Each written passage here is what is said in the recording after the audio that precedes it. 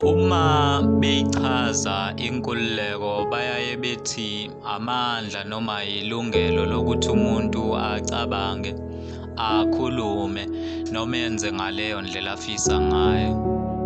Uma bechaza idemocracy bayaye beyichaze ngey'ndlela ey'ningi, kodwa okugqamayo kakhulu uma ichazwa ukuthi ilungelo lisuke likubantu, ikakhulukazi balelo lizwe.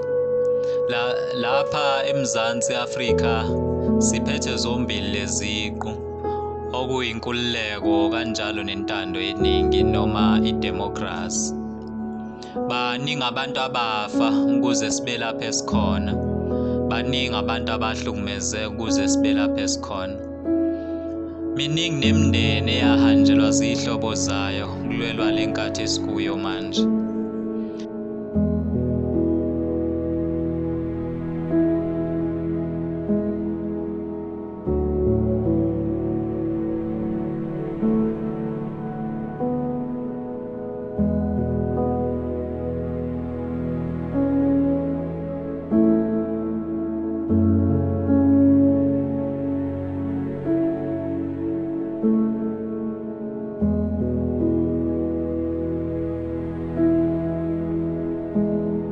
Ngeminyaka yama-80s umalume wadutshulwa, edutshulwa umlimi thize.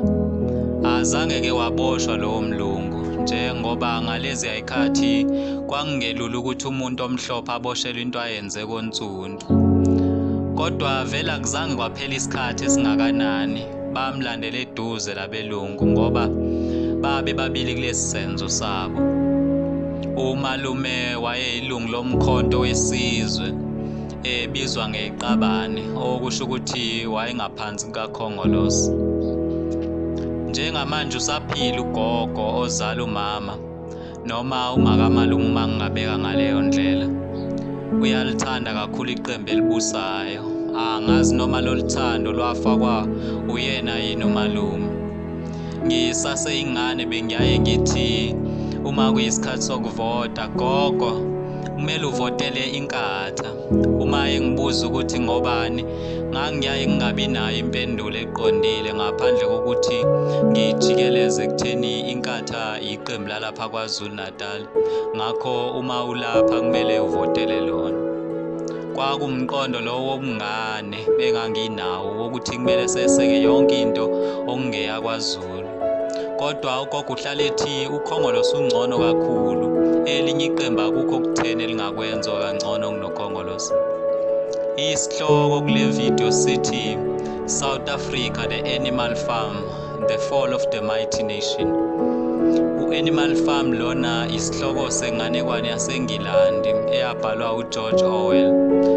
Ngiqala ukuyifunda ngangenza uStandard 9. Akukho okutheni engingathi ngakufunda ngaleso sikhathi, noma kwakuyinganekwane emnandi, kodwa ngangenzela nje ukuphasa. Kodwa ezinyangeni ezedlule ngiphinde ngayifunda le nganekwane, ngathola ukuthi kuningi kakhulu ukuthi akucishe kufane nesimo salapha eMzansi. Uma ufunda umlando wethu nobandlululo kuze kuzofika kulesi sikhathi esibuswa njengamanje. Le nganekwane ingemfuyo eyayikhathazekile ngendlela umnini wayo ayeyiphethe ngayo. Kule nganekwane kwakukhona ingulube eyayibizwa ngo-Old Major, onguye waba nephupho lenkululeko yezilwane. Kodwa yena wayesemdala kakhulu, washo ukuthi le phupho lofezeke sengasekho, nangempela kwaba njalo. Kwaphela isikhashana esincane wasefa. Uma ubhekana lapha eMzansi maningi amaqhawe ayenephupho lenkululeko yesizwe esinsundu.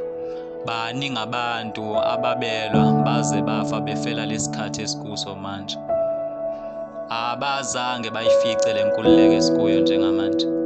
Ungabuka intsha eyafa ngo-1976, ubuke obaba uSteve Biko nabo baba uMthuli kaShezi. Bonke abazange bayifice inkululeko, kodwa balwa ngokuzinikela belwela yona. U-Old Major wafundisa iculo kulezilwane elalithi Beast of England. Kuthiwa le culo lavusa usinga kulezilwane, zalithanda kakhulu.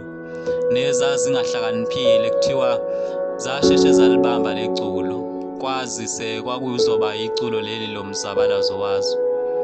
Uzokhumbula ukuthi kwakukhona amaculo nakulabo ababebambe umzabalazo ayethi uma eculwa kuvuke usinga bethi inkululeko iyeza kusasa, bethi thula mntanami silwela isizwe somuntu omnyama. Kukhona naye ethi thabatha nansi AK ushaya ubulale. Babethi uma bewacula becabanga ukunqoba isitha, becabanga inkululeko yemindeni yabo, abanye babekude nemindeni yabo. Kule ncwadi kubhaliwe-ke ukuthi kakuphelanga isikhathi esingakanani u-Old Major esefile zawuqala umzabalazo wazo wawubizwa nge-animalism. Ekufeni kwa-Old Major kwathatha over izingulube kwazisa ukuthi izona ezazihlakaniphile kunezinye izilwane. Abathatha over kwakuSnowball noNapoleon, okuyibo abagqama kakhulu bathathwa njengabaholi ilezi zilwane. Kwakukhona nesithathu eyayaziwa ngoSkwila kodwa yayingekho kakhulu epholini. Napoleon noSnowball bazisheshisa izinhlelo zokuthi kufike lenkululeko. Kule ncwadi lenkululeko yafika ngokusheshsha kunalokhu ezazikulindele zona, ngoba zayithola ngokuthi umnini wefarm leli okwakunguJones wayephuza kakhulu azakhohle nokuzipha ukudla ngesikhathi. Ngelinye ilanga zaze zacasuka zafohla zakulukudela endlini zamkhipha nezingcelebane zakhe. Kwaba ukuthola kwazo impumelelo lokho. Ipulazi noma ifarm leli laseliphathwa yizo lezilwane. Kwaba kuhle ngasekuqaleni zabekelana nemithetho eyayizozilawula. Zasusa okuningi okwakuwuphawu lencindezelo kuzo, namaribhini ayefakwa amahashi kwathiwa kawasusa.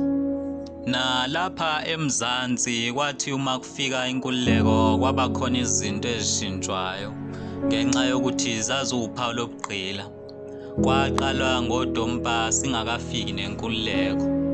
Yathi uma ifika kwaba khona imithetho eshawayo nabantu abansundu baba namalungelo. Kwaba isikhathi esajabulisa abantu abaningi. Sengene uhulumeni wentando yeningi. Lezilwane zashaya nomthetho ukuthi zonke izilwane ziyalingana, asikho esingcono kunesinye. Kanjalo nalapha eMzansi kwaba khona umthetho ofana nalowo. Kwathiwa abantu bayalingana, akekho ngcono kunomunye.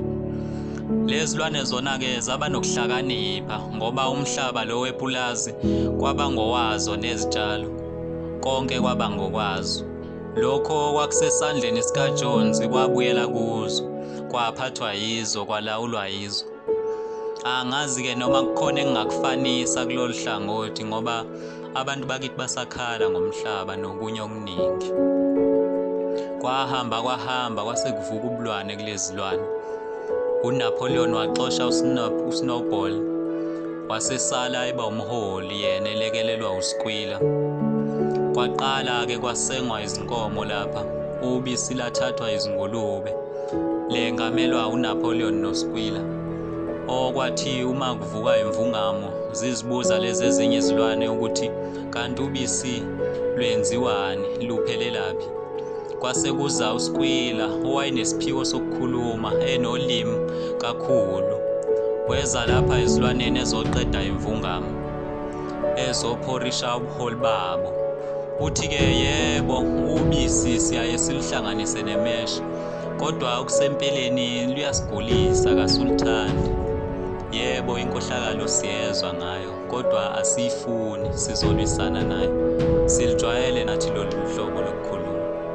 Kwahamba kwaba nzima kulezilwane, zasebenza kanzima ukudlula lesikhathi sikaJones.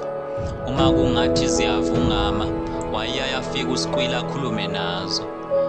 Wayezazi kahle ukuthi zithintwaphi, azazibuza ukuthi ziyafuna yini kubuya uMr Jones lapha, okwakuyinto ezazingayifisi inhloko.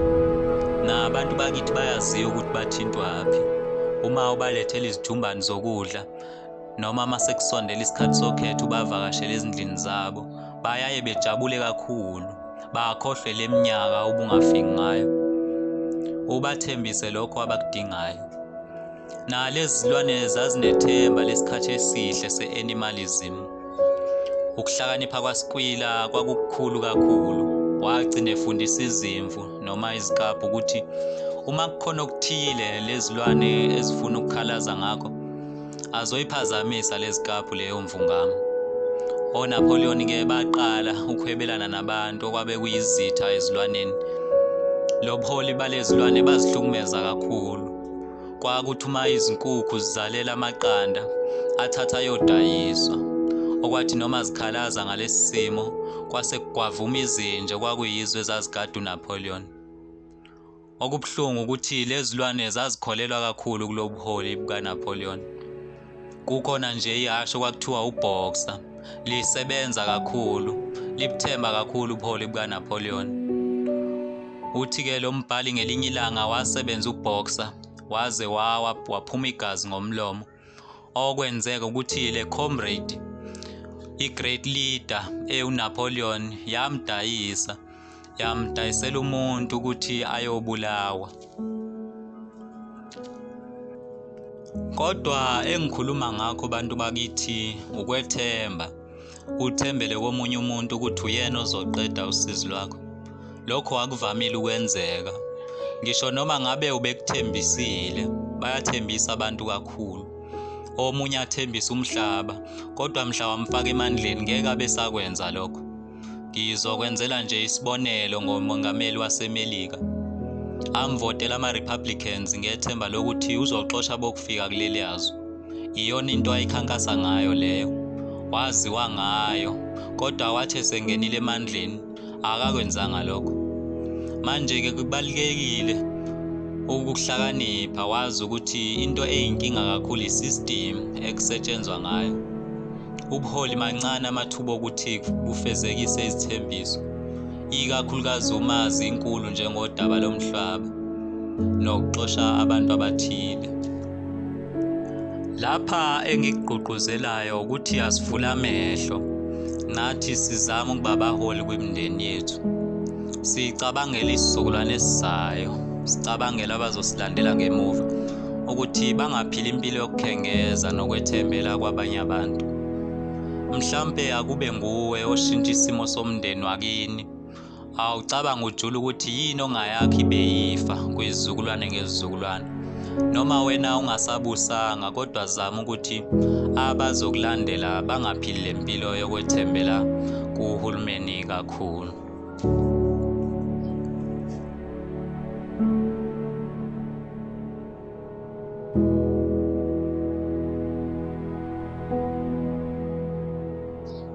Siyabonga-ke ukuthi ubuke ivideo yaze yaphela. Ngezansi khona ilink yencwadi Animal Farm. Ungalibeka futhi novo lwakho kwi-comment section.